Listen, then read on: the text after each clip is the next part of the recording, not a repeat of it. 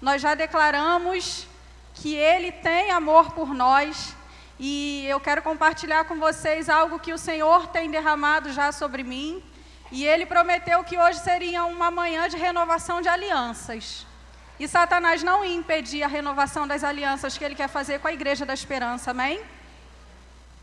Eu quero ler com você Efésios 5, a partir do versículo 1.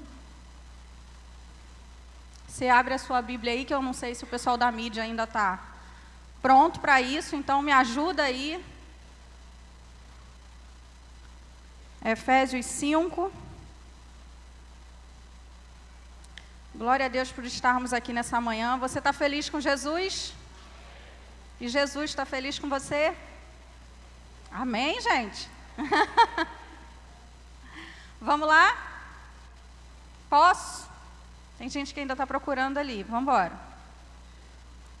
Portanto, sejam imitadores de Deus, como filhos, leem comigo, como filhos amados, e vivam em amor, como também Cristo nos amou, e se entregou por nós como oferta e sacrifício de aroma agradável a Deus.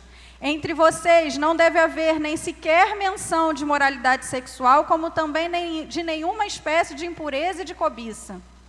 Pois essas coisas não são próprias para os santos.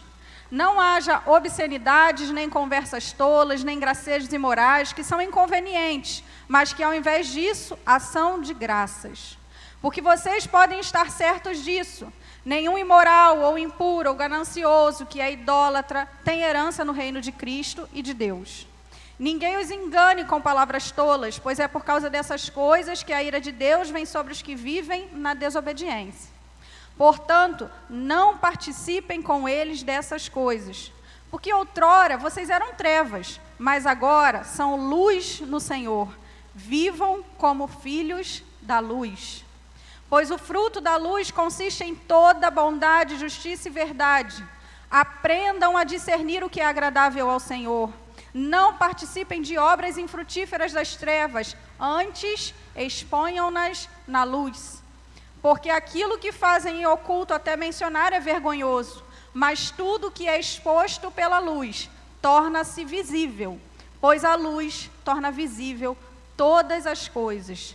Por isso é que foi dito: desperta, ó tu que dormes, levanta-te entre os mortos, e Cristo resplandecerá sobre ti. Quando eu comecei a ler Efésios, a carta toda de Efésios, Paulo vai escrever uma forma um tanto quanto prática dos cristãos viverem, Ele vai dar orientações dos filhos aos pais, dos pais aos filhos. Paulo vai falar sobre o comportamento das esposas, dos escravos, fala sobre a armadura de Deus. Paulo vai discorrendo, de uma certa forma, aquela vida cotidiana e aquele processo de santificação que nós precisamos estar como filhos amados de Deus, como ele bem coloca aqui. Como filhos amados, nós estamos em contínuo processo de santificação. Todos os dias nós precisamos acordar determinados a sermos melhores do que éramos ontem, para que o nome do Senhor seja engrandecido. E Paulo vai discorrendo algumas coisas práticas. E eu queria entender qual era o contexto da igreja de Éfeso, Então fui buscar e estudar como que era Éfeso naquela época, como que era a cidade de Éfeso, para quem ele estava falando, por que ele estava dando aquele direcionamento àquele povo, naquela estação específica e naquele ambiente específico. E aí, se a gente for olhar lá a cidade de Éfeso, na época do Império Romano, lá a cidade era um ponto econômico extremamente importante.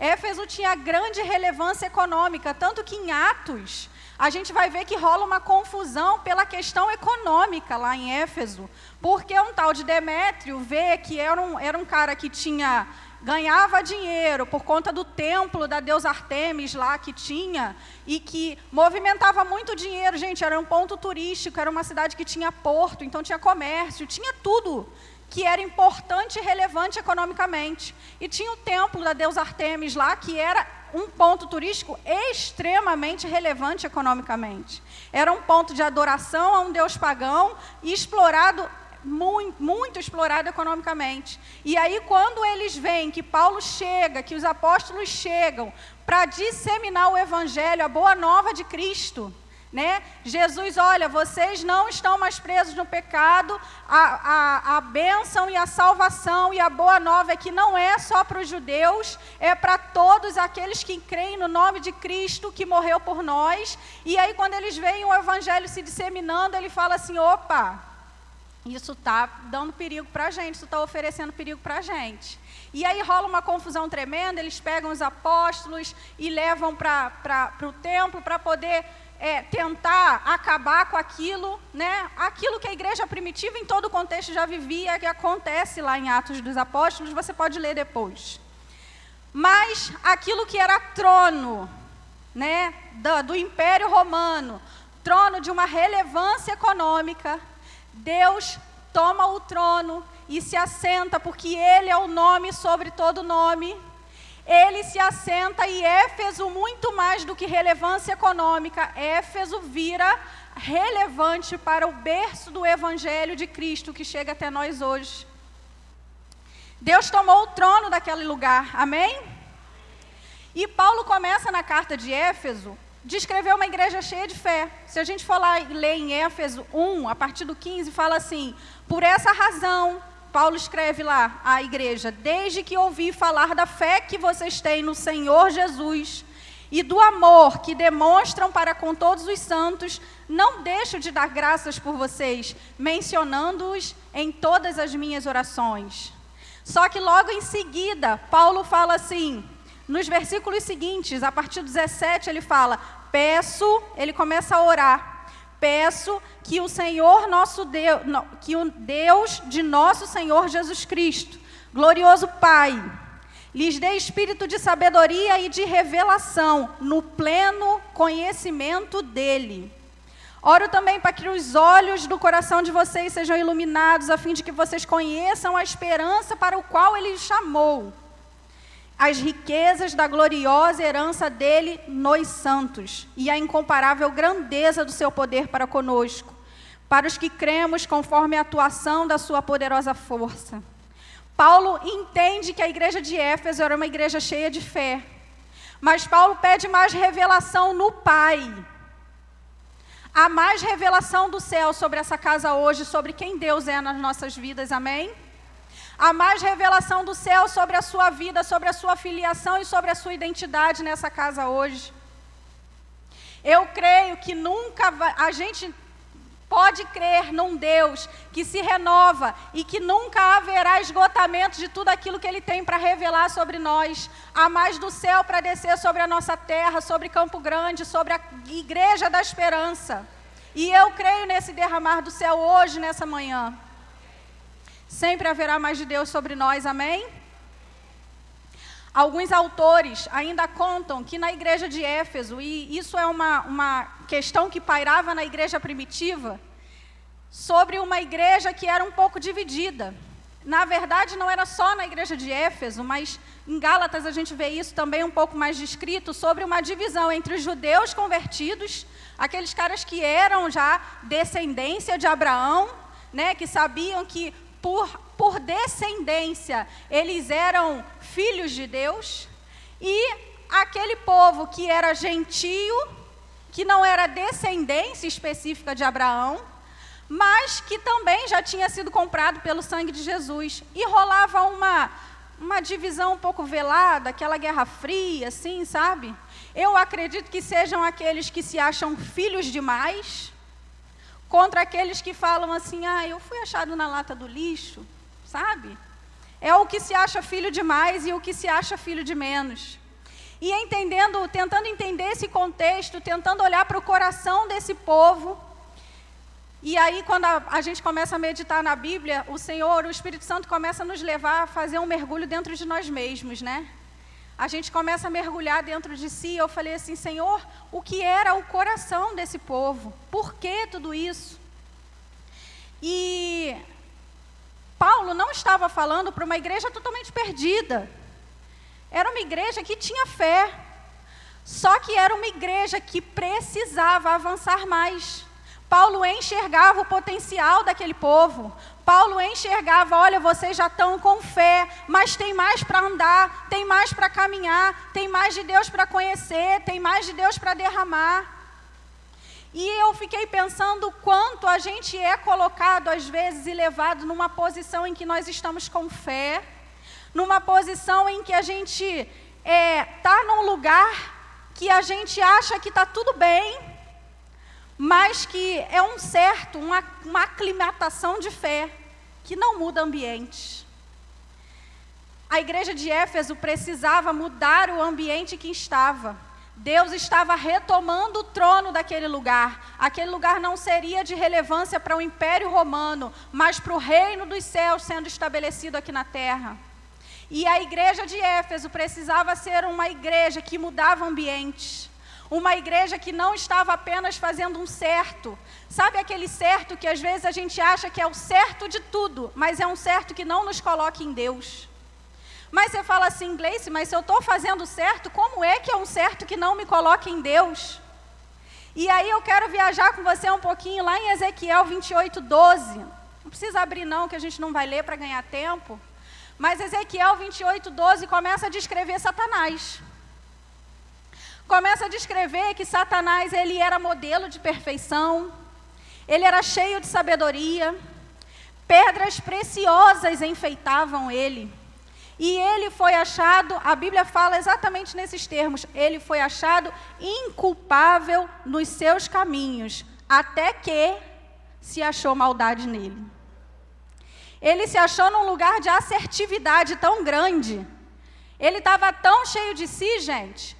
Eu sou o cara, eu sou bonitão, eu faço certo, eu estou cheio de pedra preciosa, o cara sou eu.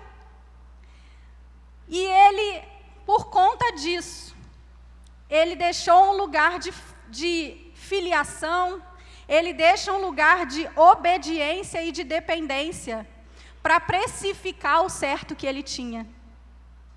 E Satanás, gente, não desceu sozinho, não. Ele arrebanhou 1/3 da galera com ele. Eu fico imaginando uma reunião de sindicato, sabe? Gente, se liga aqui.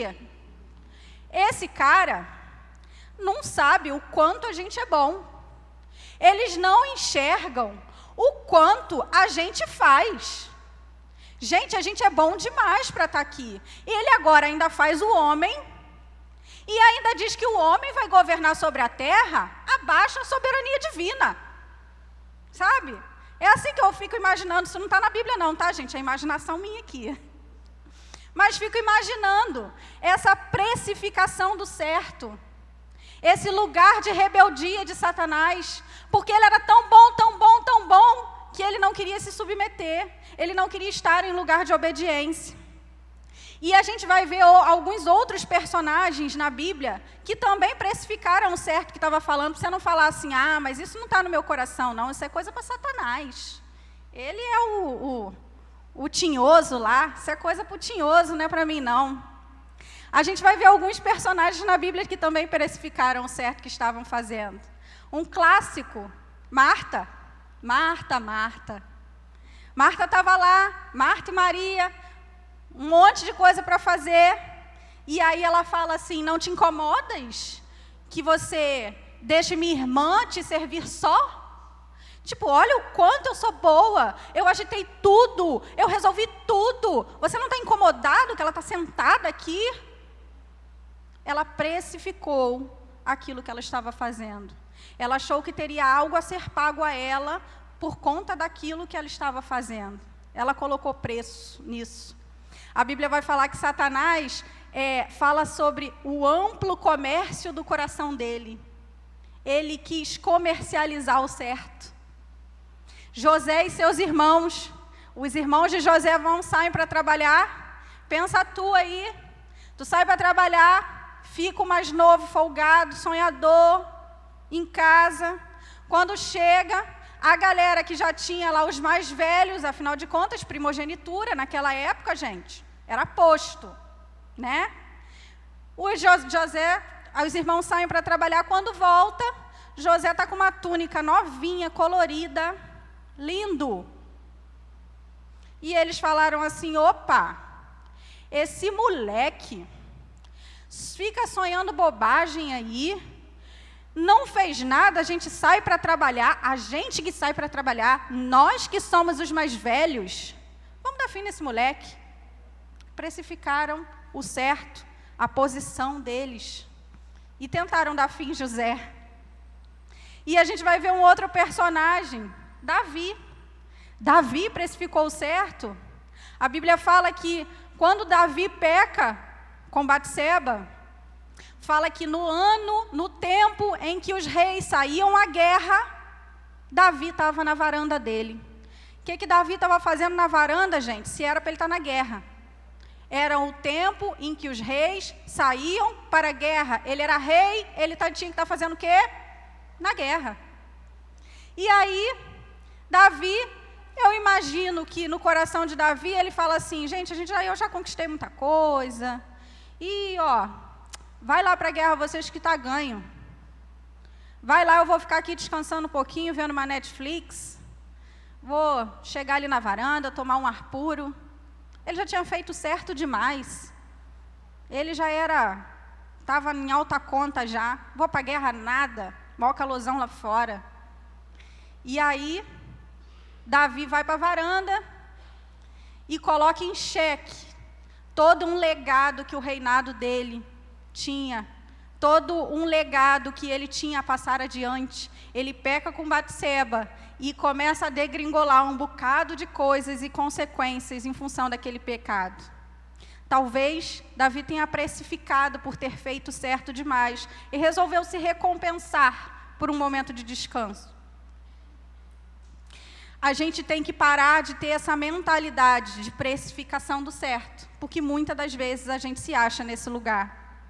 A gente espera que precisa ter um salário a ser pago daquilo que nós estamos fazendo.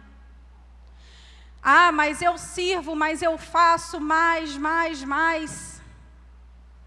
Eu vou dizer uma frase, minha mãe está aqui, vai saber que é uma frase que a gente ouviu a infância toda, minha irmã já deve até saber qual é. Você não fez mais do que sua obrigação. Toda mãe fala isso. Você não fez mais do que sua obrigação.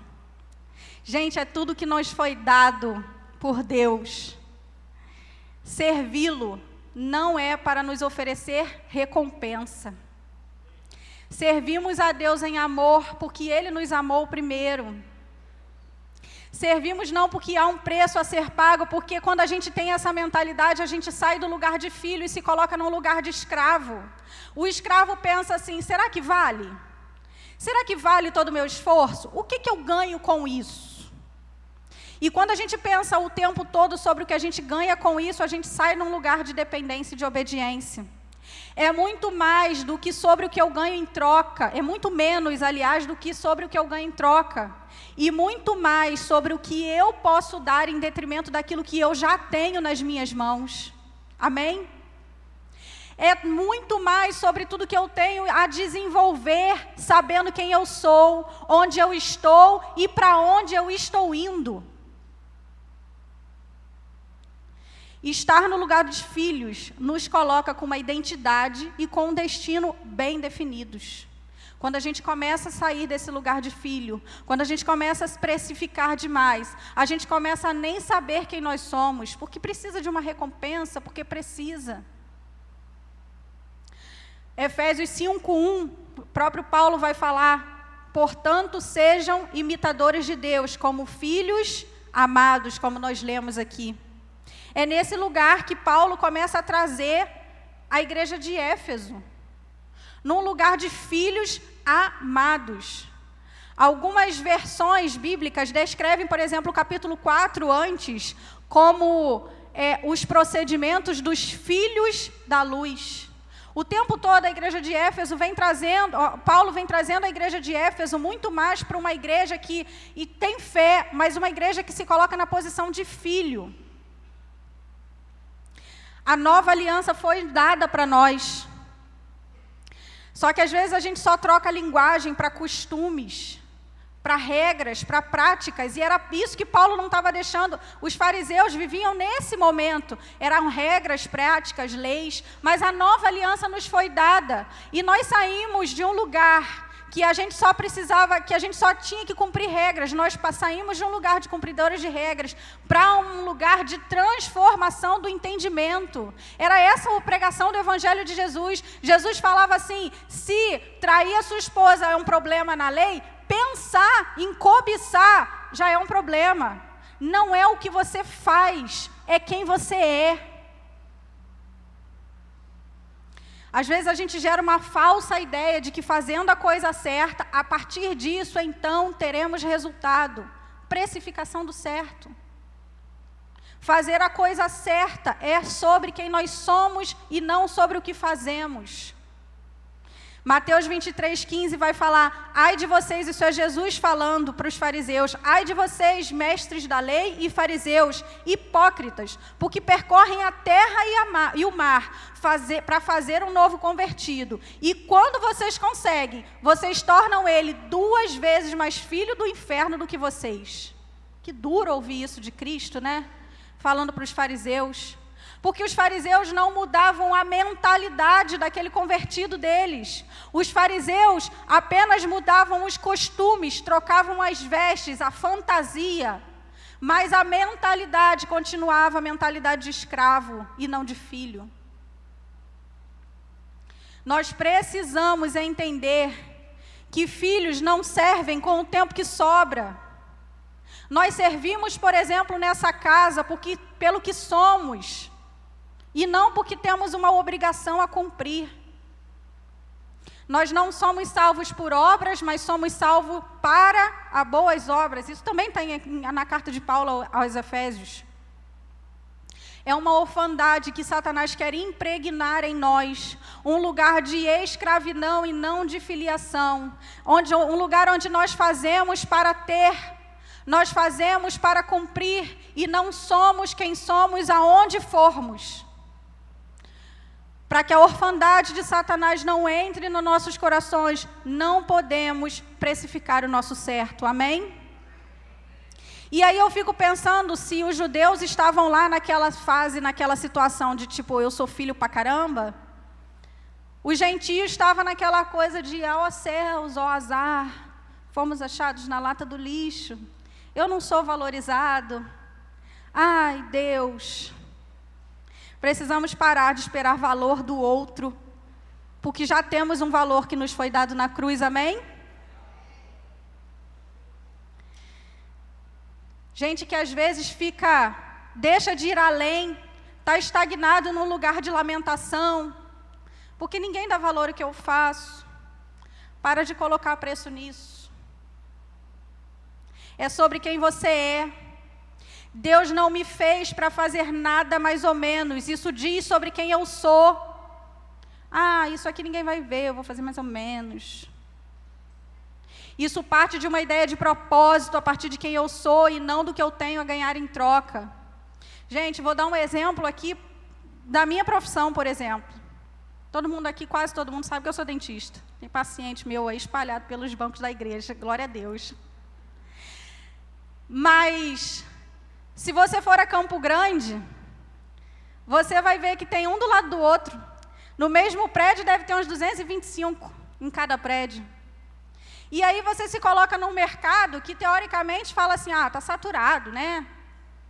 É um mercado que talvez você se acostume, e eu estou falando do meu como exemplo, porque é o que eu vivo, mas você pode entender isso de acordo com aquilo da sua experiência, a partir daquilo que você vive no seu mercado. E eu podia estar no lugar de falar assim, não vai dar, gente, já tem muita gente, não vai rolar, é isso aqui mesmo. E aí, vou atender desse jeito, porque é isso, é Campo Grande, né? É Campo Grande.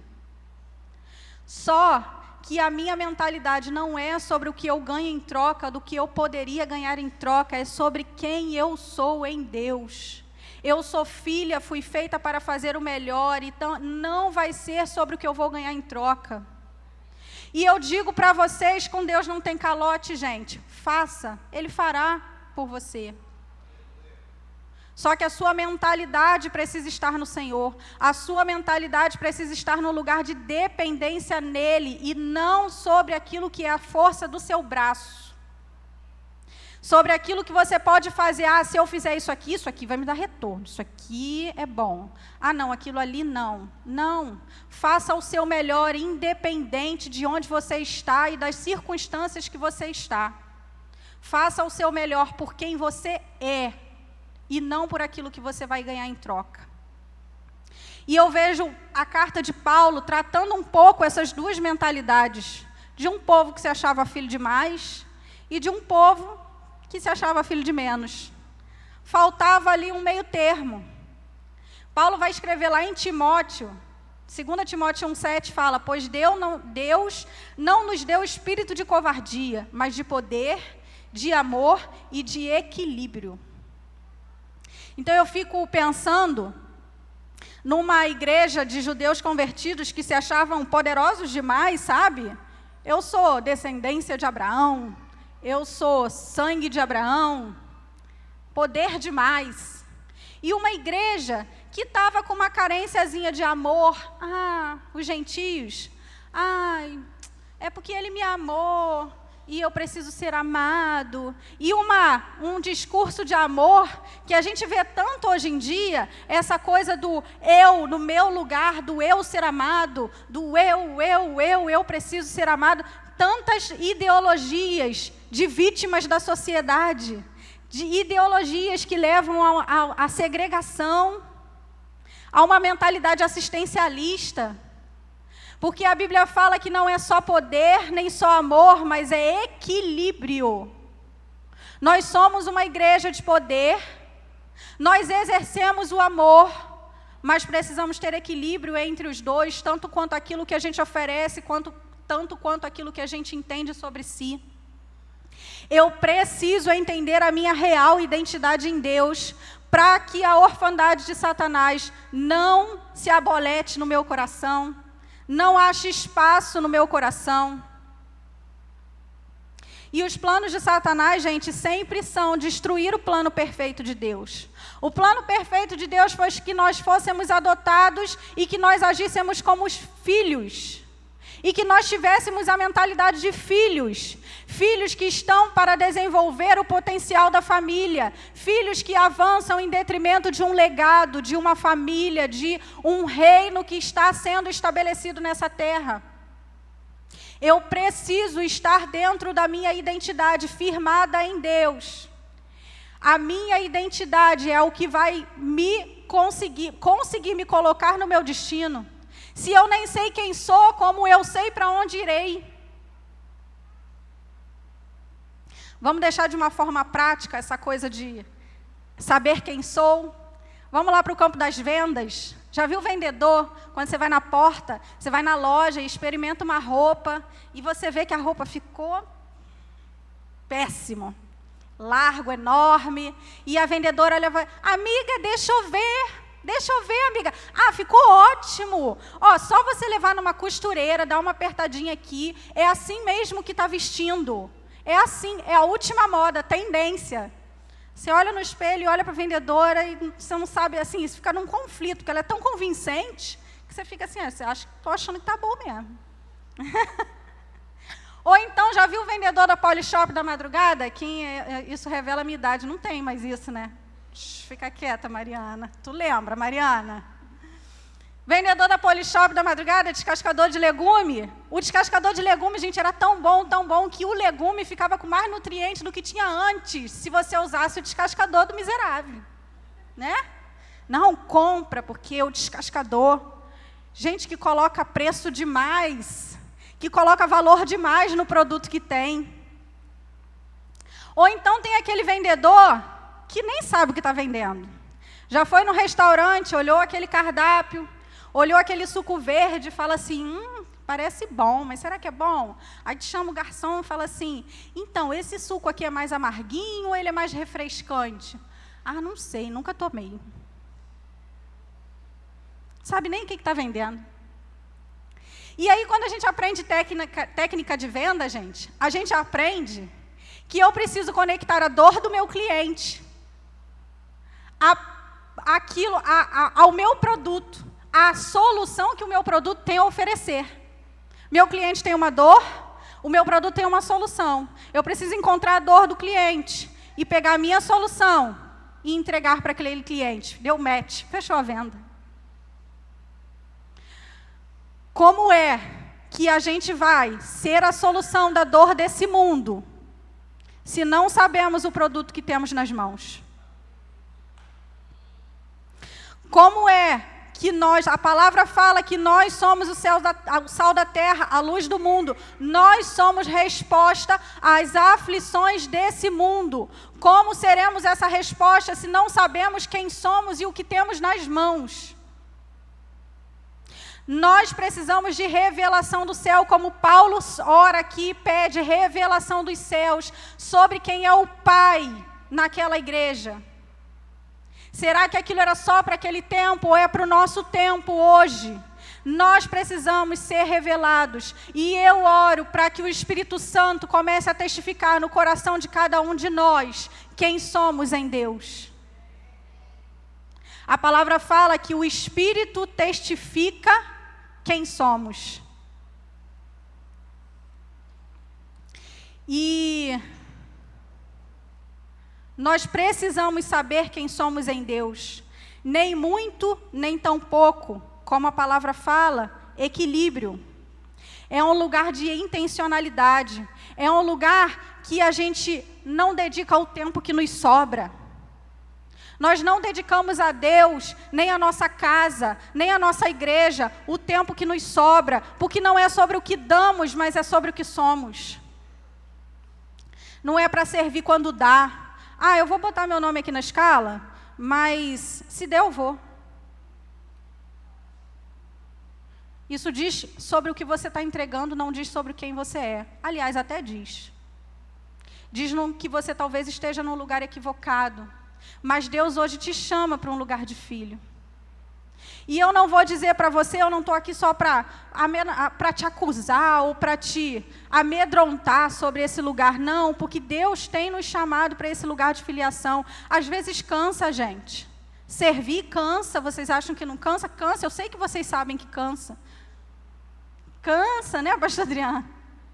Cansa. Mas você cansou, pastor Adriano? Para descansar, levanta e vamos embora. Porque é sobre quem somos e não sobre o que temos a dar. Amém? Me perdi aqui onde eu estava, gente. Espera aí.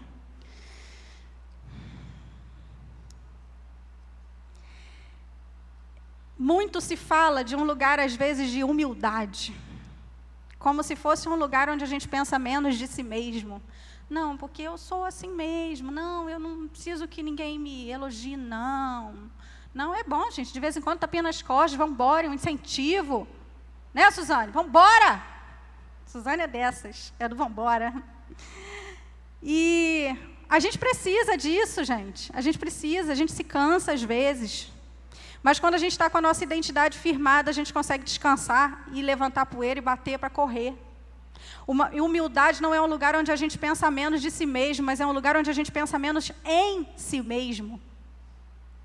É um lugar onde a gente é influenciável, onde a gente é ensinável, onde a gente é amável, onde a gente é vulnerável. Eu pouco me importo se o outro sabe mais do que eu. Eu estou aqui para ser filha, para aprender, para avançar em detrimento da família. Não é só o eu, o meu propósito, o eu. Não, é o nosso propósito, é a grande comissão, é aquilo que Deus nos colocou para fazer, é para onde temos que avançar. Como que um filho se comporta? Como que um filho se comporta, se a gente precisa aprender a ser filho? Paulo fala para que nós nos comportemos como filho e vai descrevendo um pouco. Mas a gente tem um exemplo sublime de filiação, que é o próprio Cristo. Cristo fala, eu desci do céu, não para fazer a minha vontade, mas a vontade daquele que me enviou. Ele se colocou num lugar de obediência, gente, não era o que ele estava a fim de fazer. Ou vocês acham que ele estava sem nada para fazer lá e falou, vou descer no céu, vou comer o pão que o diabo amassou, né? Assim, vou comer o pão que o diabo amassou, o nego vai cuspir na minha cara. E é isso, estou sem nada para fazer, a vida está muito monótona aqui em cima, o céu está muito chatinho já, vou descer para viver um pouco de emoção na minha vida. Não, a gente sabe que ele fez, que ele pede, se possível, afasta de mim esse cálice. Mas ainda assim ele se entrega. Ele foi o exemplo mais sublime de obediência. É um lugar onde nem sempre a gente faz o que a gente quer. Mas a gente faz porque a gente sabe quem é. E ele fez e nos deixou a graça.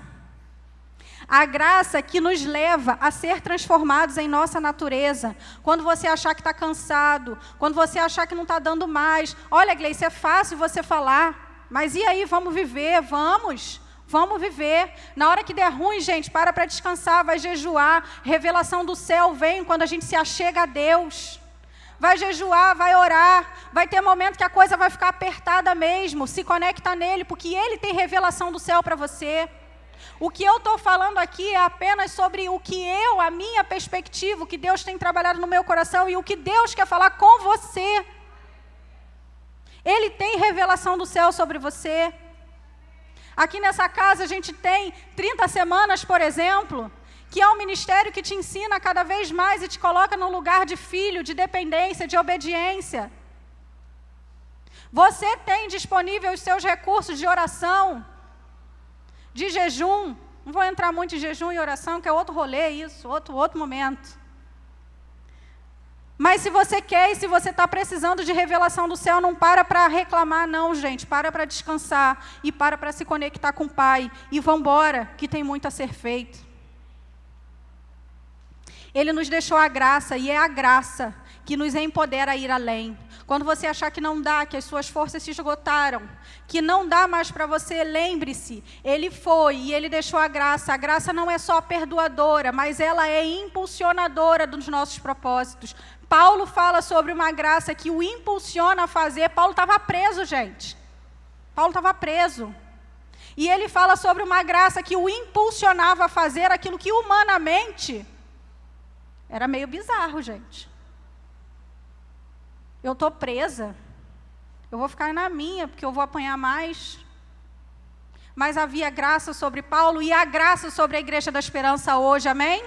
Nós cantamos que se a graça é um oceano, estamos afogando. Nós estamos submersos em graça. Graça que nos empodera, que nos impulsiona, amém? Você é filho, escolha estar no lugar de filho amado no Senhor. E a gente vai ver, Paulo, quando escreve lá em Romanos, ele escreveu a carta em grego, e aí ele fala sobre 2 filhos, talvez você já tenha ouvido falar sobre isso. Em Romanos 8,15 ele fala, o próprio Espírito testifica com o nosso Espírito que somos filhos. Ele fala aqui, ele usa uma expressão grega, que chama teknon, que é uma expressão que fala de filhos que são apenas reconhecidos como filhos por nascimento. Eu sei que o Bento é filho da Alessa porque nasceu da Alessa.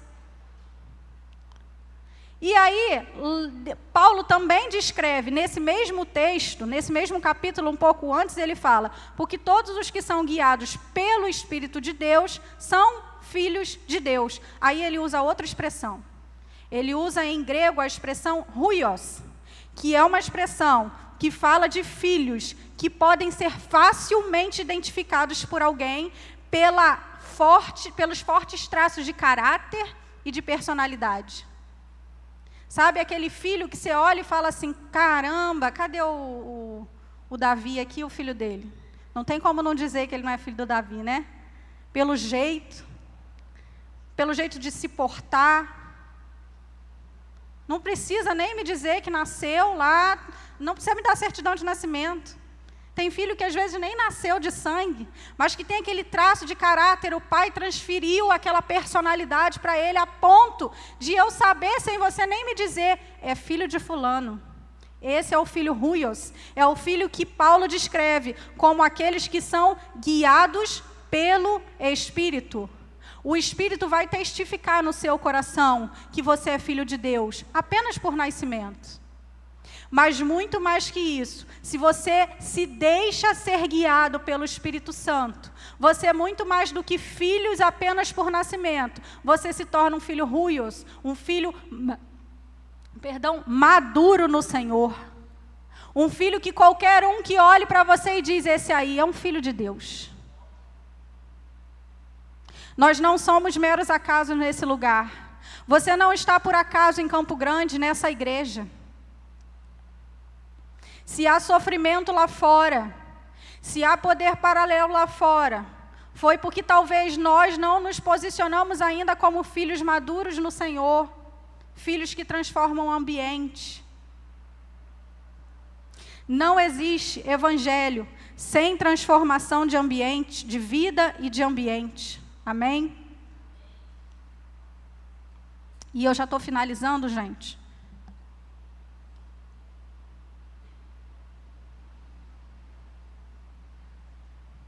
E aí, quando a gente vai ver a carta de Paulo aos Efésios, eu fui pesquisar qual era o termo que Paulo descreve toda vez que ele fala filhos em Efésios.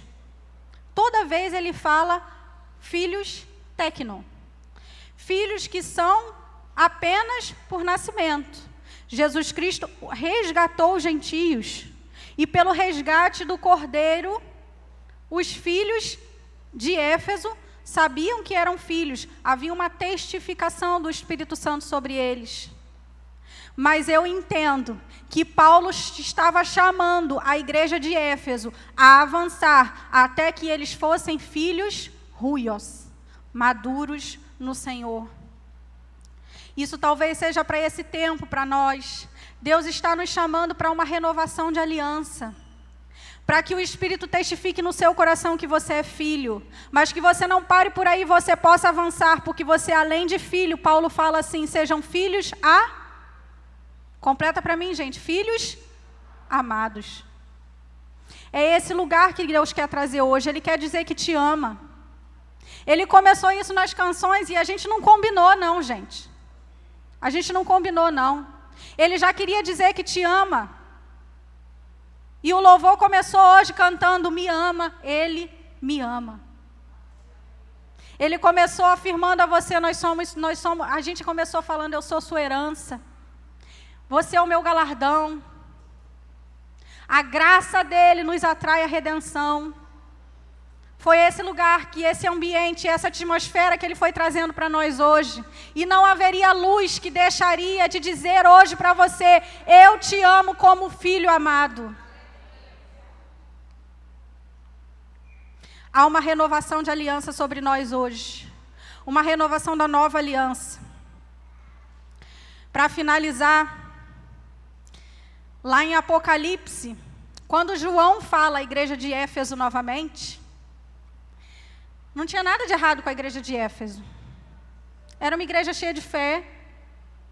João fala assim, que bom, eu oro, eu agradeço pelas obras que vocês têm desenvolvido. Talvez seja a nossa casa hoje. Não tinha nada de errado com a igreja de Éfeso, a não ser que eles estavam equivocados em seus afetos. Paulo fala, vocês precisam retornar ao primeiro amor. Um lugar que João. Um lugar que Paulo já tinha advertido, vocês precisam estar como filhos amados. É nesse lugar que Deus quer nos colocar hoje. Não só de filhos, mas de filhos amados. É isso que Deus quer testificar no seu coração hoje. E quando eu estava escrevendo essa mensagem, num dos dias que eu parei para escrever, e eu comecei a orar, eu falei, Senhor, mas o que de fato Tu quer dizer para a Tua igreja? E quando eu estava escrevendo, era entardecer, a hora que Deus veio nos visitar, né? A hora que Ele descia no jardim. E Marcos me chamou na varanda e falou, Gleice, vem cá ver. Eu estava no escritório, o Marcos falou, Gleice, vem cá ver.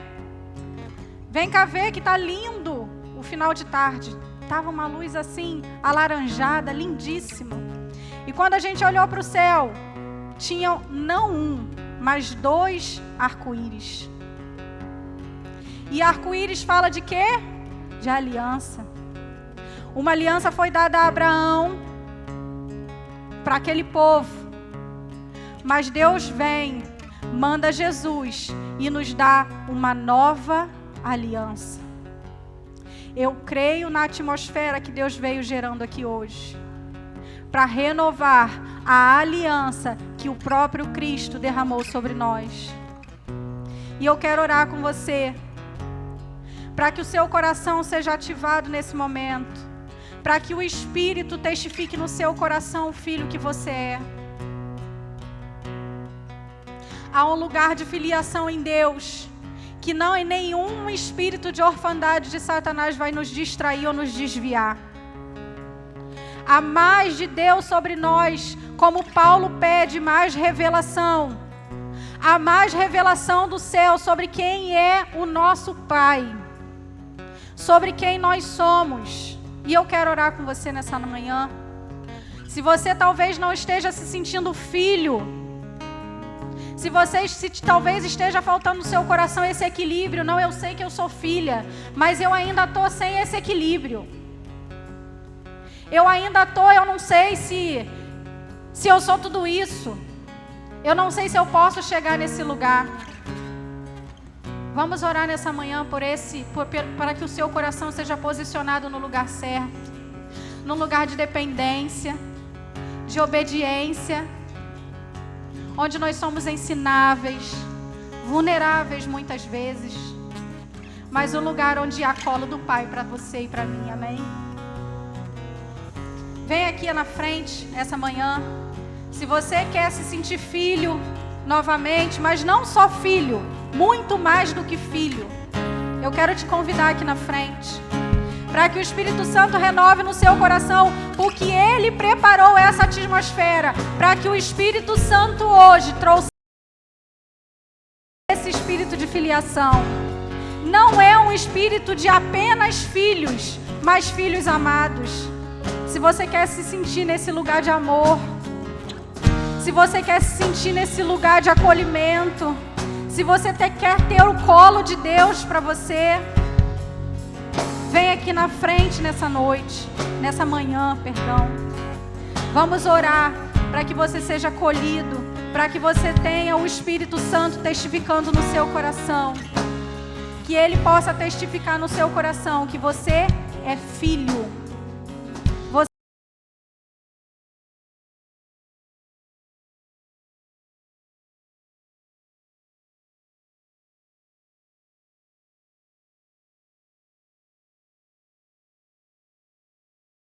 Momento, e leia e ore comigo a oração de Paulo aos Efésios. Toda a igreja ore comigo nesse momento. Vamos lá?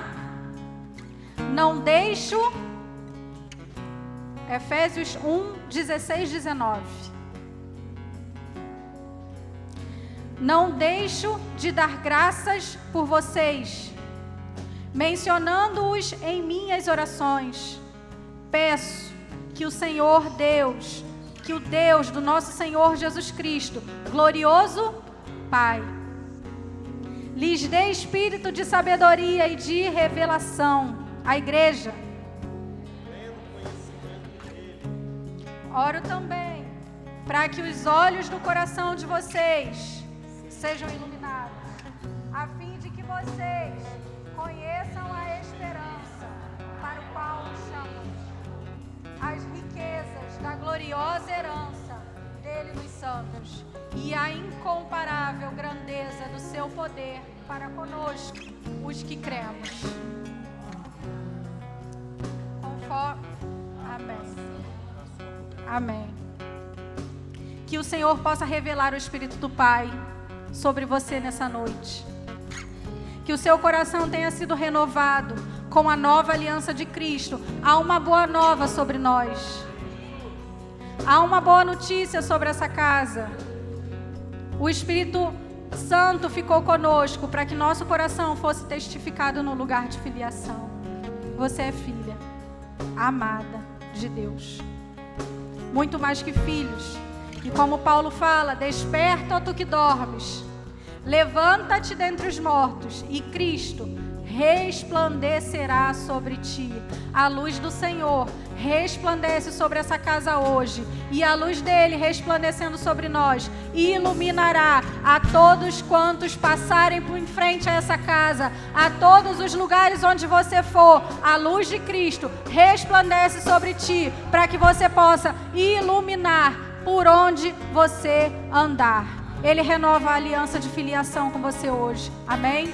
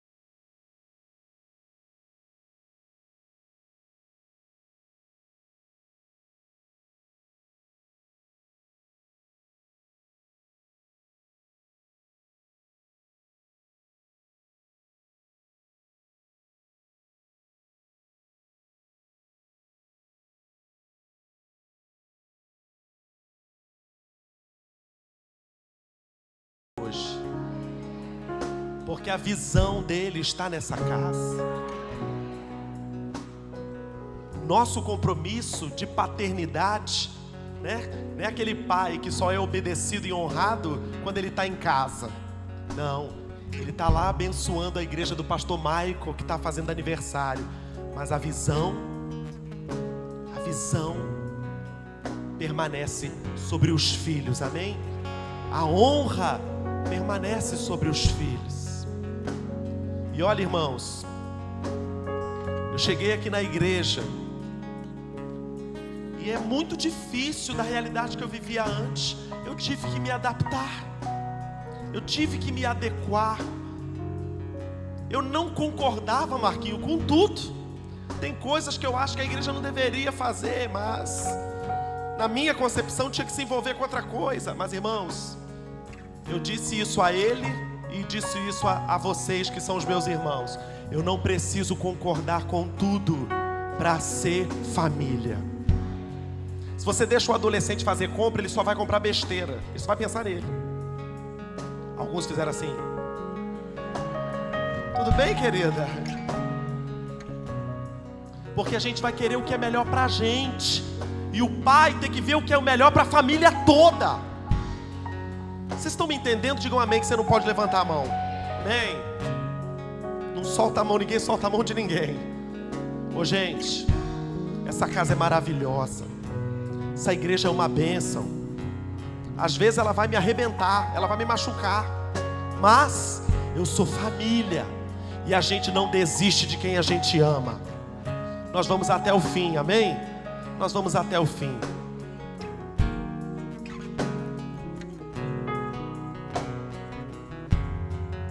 Vou orar para liberar vocês.